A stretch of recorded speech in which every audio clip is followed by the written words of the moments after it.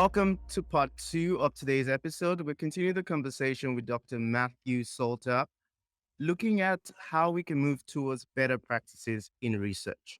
I can see the need to embrace technology and use that to support responsible research practices. The angle in regards to image manipulation, why is this an issue and how can technology support researchers in detecting a misuse of image here and there?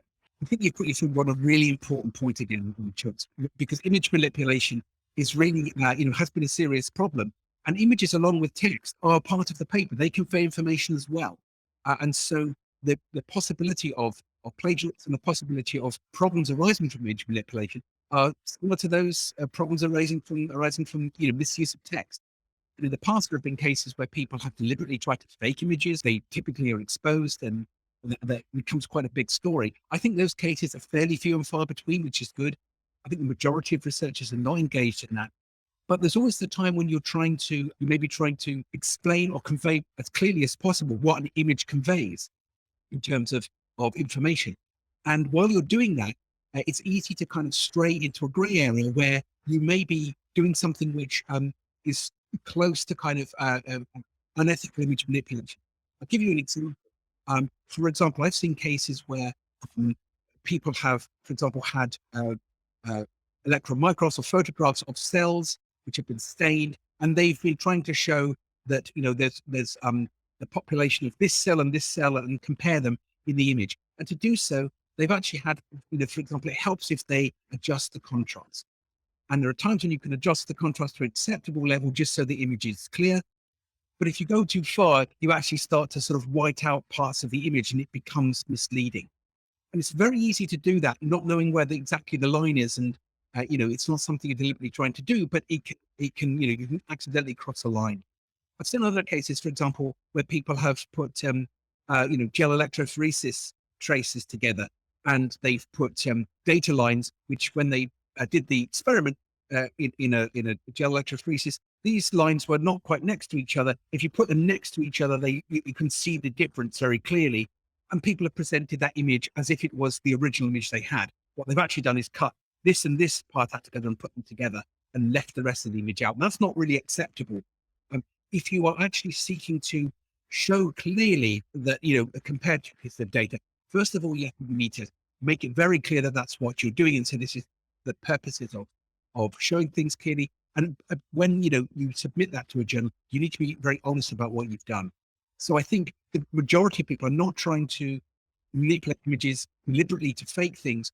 It's in the process of trying to make your images look as beautiful as possible. And as clear as possible, you accidentally stray over the line. And I think it's a really important area. And journals spend a lot of time checking images to make sure that there isn't something untoward about images. And so it's an area that journals spend a lot of time and staff time looking at. Would technology be able to support detecting it? Let's say before you submit it, I'm going to use the word accidentally, would have manipulated an image. Is there a way technology can support, or is there technology out there that's supporting the detection of that? So there was software that journals use to look and compare various things. Those are available as well for people to check. I think the best thing to do in these cases is when you submit to a journal, is to first of all really keep all of your original data. So all of the images these days are all the computer files. So it's easy to store those electronically. Always keep. And this goes for all of your research. You need to curate all of your data well. I mean, that's part of being a scientist, but certainly with images, make sure you have the original images, make sure you know where they are, make sure that they are appropriately labeled so that you can, if asked, supply those images to the journal at later on, or even at the time of submission, submit the original images and say, this is what, I had, and this is what I'm actually putting in the paper.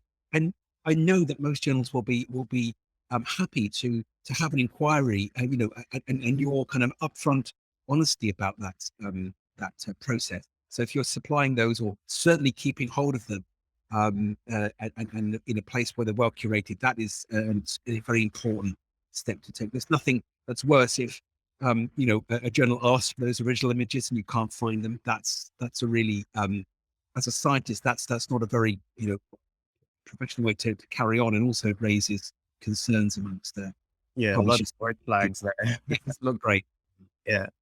We're just gonna shift the conversation a little bit, just so we can address from your experience as a consultant, how technology can inform institutional strategy and frameworks for research integrity. What are your thoughts on this? Yeah, I think it's, again, a really super important question. And I think that they go hand in hand with policy. I don't think technology as by itself is enough. It's really important. It's a big, can really help, but it helps best when it supports a clear institutional commitment and culture of research integrity. Many organizations now, many institutions, most institutions take research integrity, academic integrity very seriously. Many have research integrity officers who are people you could ask about the kind of questions we've been talking about.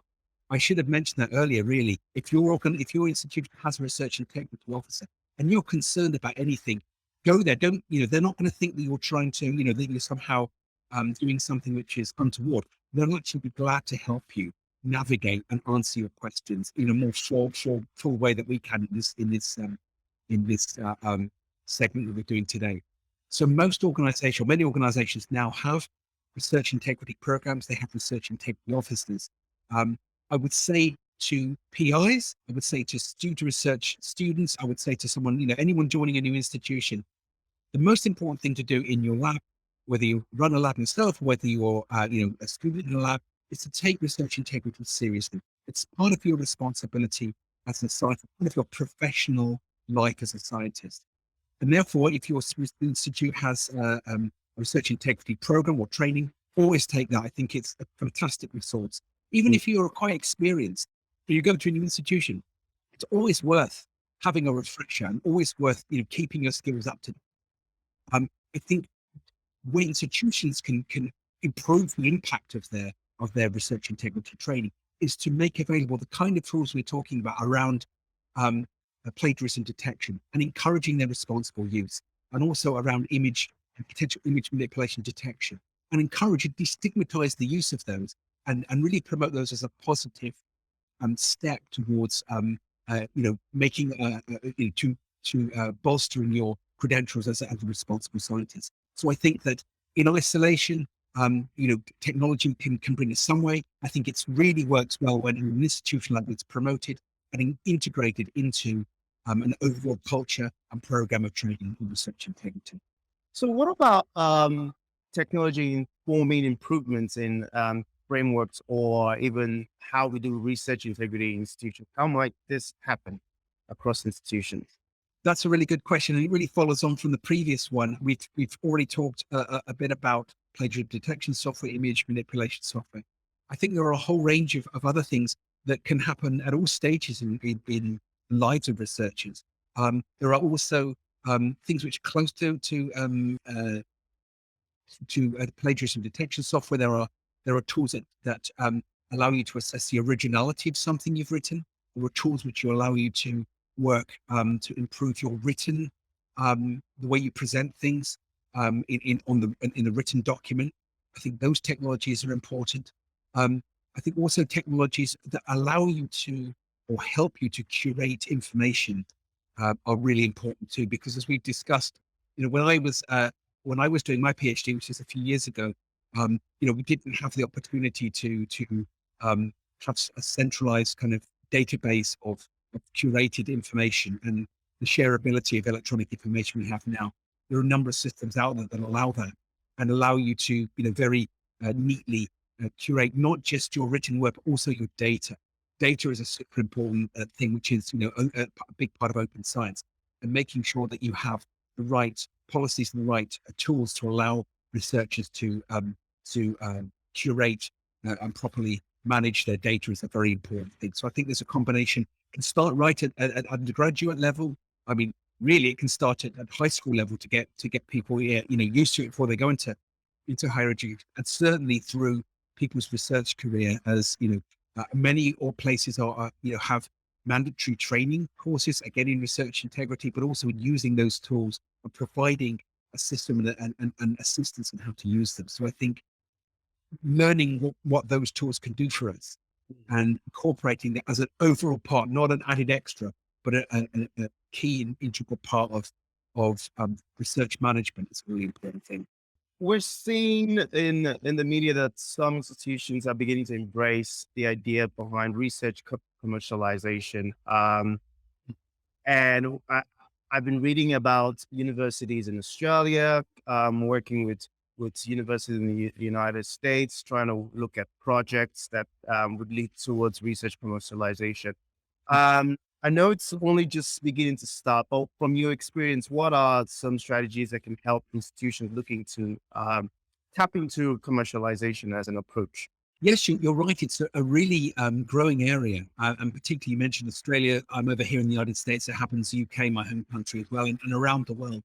And there are, not just coming from universities, many universities now have kind of a commercialization unit or a business development unit that allow people or provide sometimes incubator space for companies, nascent companies, and advice on how to move forward with the development and commercialization. I worked in the lab the last time when I used to work in the University of Tokyo. Part of that laboratory was part funded by a pharmaceutical company, and they worked with that research group to try to develop technologies and treatments. Working right on the front lines with academics. That's been going on certainly in pharmaceuticals for quite a while, and also my previous role in the American Physical Society. Many industrial physicists, start projects at institutions. I think the important thing is for people who are wanting to bring an invention, whatever it might be, to try and develop it to a commercial product, is to tap into any of the resources that your institution might have, and then go out and look for other places that might be able to help. I think the key thing is there's the so-called bench to market, the kind of valley of death, which is comes between the two, where you may have a really promising and interesting result in the lab, but getting from there to a viable product or treatment is we sometimes underestimate how difficult that is, and many promising ideas don't make it across that bridge. There are many journals actually now that are trying to bridge that gap and publish research in the area that focuses on actually transforming benchtop research into commercialized research. Certainly, for example, in material science, there are a number of journals that do it. So that's an area where people could publish and read about that kind of experience. And from my experience in looking at publishing and talking to many people in this area, I think the key thing that researchers need to realize is that you can be an excellent researcher, but that doesn't necessarily equate with being someone who has those skills to start that business. And many researchers feel that, they know the research best, and they're frustrated about how difficult it is to move into commercialization. And they beat themselves up about not being able to do that. And the point is, those are two different skill sets, and not everybody has those. Very few people have those two skill sets. So I think finding a way to partner with somebody who knows how to raise capital, for example, to develop, who knows about all the different stages that a commercialization process has to go through to get it to market, is experience in those areas. I think being aware that those resources exist and being open enough to embrace those opportunities. Some of them maybe your research office at the university may be able to introduce you to. I mean, it's in no way a sign of lack of ability on your part if you need to rely on those resources, because what you bring to the table is the scientific knowledge, the know-how, and the understanding of that science and technology. But that's not enough just to get you to market. There are other things which other specialists can help you with. So I think being open to that is really important. Yeah, I think one of the things we're hearing is the need to add a level of entrepreneurship as part of the research study focus, and I'm actually keen to see how people begin to embrace this and move towards commercialization. For us to wrap up today, I'd like to hear if you have any other suggestions or anything you'd like to share with the educational community who's listening with regards to how we achieve or move towards better practices in research. Yeah, I think there are so many of ways that we can do that. I think the first thing, the most important thing is with improving practice towards being a better researcher is to start early. I have to say, when I did my undergraduate training and postgraduate training, I was very fortunate to have an excellent advisor who always set the highest standards for us and always, made sure that we performed our research in a way which had the utmost respect for accuracy and honesty, and clarity and integrity. And in my research afterwards, and sometimes even in my career now, when I'm facing a question, I sometimes ask myself what my supervisor would have done and how she would have directed me. And that's been really useful. So I think having a great mentor at the beginning of your career is so important, in a number of ways, because it's almost being like a parent. It's about teaching you, how to function well in society and how to behave well as a researcher. So I think having a great mentor is really important. I think those mentors can be supported by institutional training around the best way to manage data, what kind of standards you need around writing research articles, about storing and sharing your data, about issues, and having a forum to discuss the kind of issues we've been discussing today and give guidance, and keep that going throughout people's careers so that they can keep their skills honed throughout their career, and really develop the mindset when they realize that they are as being a researcher is as much a profession as anything else. And whereas a chef who is proud of what they do, keeps a clean kitchen, and uses fresh ingredients and keeps the knife sharpened and pays real attention to every step of what they prepare. You would, as a researcher, want to make sure that you have your data is well curated, that your research is methodically planned, that your data is well curated. You wouldn't eat in a restaurant where the kitchen was dirty, or you wouldn't knowingly do so anyway. And so as a researcher, you want to take pride in having that level of professional feeling about your work. And there's a huge role for you to encourage your colleagues, for your mentors to guide you, for your research institutions to guide you. But ultimately, it's your responsibility as a researcher, and taking pride in that as part of your professional development, I think, is very important. Thank you so much, Dr. Matthew. I would like to say a big thank you to Dr. Matthew Salter, CEO and founder of Akabana Consulting, for sharing his insights on how we can move towards better practices in research. Thank you again, Matthew. Thank you.